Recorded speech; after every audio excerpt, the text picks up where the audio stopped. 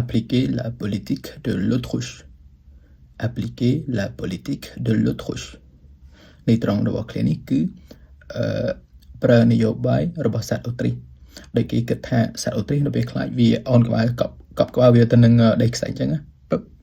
ដើម្បីខ្លាច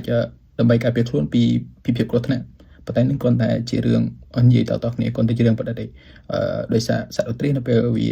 គិតថាវាកំពុងមានគ្រោះថ្នាក់វានឹងរត់ឬក៏វាអាចនឹងលោតថាអ្វីដែលគេបង្ហាញវាជាភាសាអង់គ្លេសយើងមានឃ្លាពីរដែលមានន័យស្តៀងគ្នាដែរគឺ to bury one's head in the sand និង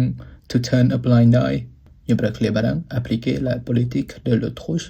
ដើម្បីសំដៅទៅដល់លើសកម្មភាពធ្វើមិនដឹងមិនលឺឬក៏ធ្វើមិនអើពើដោយចេតនានៅពេលដែលមានបញ្ហាអ្វីមួយដែលត្រូវប្រឈមប៉ុន្តែយើងធ្វើពុតថាចេះដឹងលឺដោយសង្ឃឹមថាវានឹងបើសិនធ្វើអត់ដឹងអីវាអាចនឹងកន្លងផុតទៅឯងអញ្ចឹង par exemple il préfère appliquer la politique de l'autruche plutôt que de discuter de ses difficultés scolaires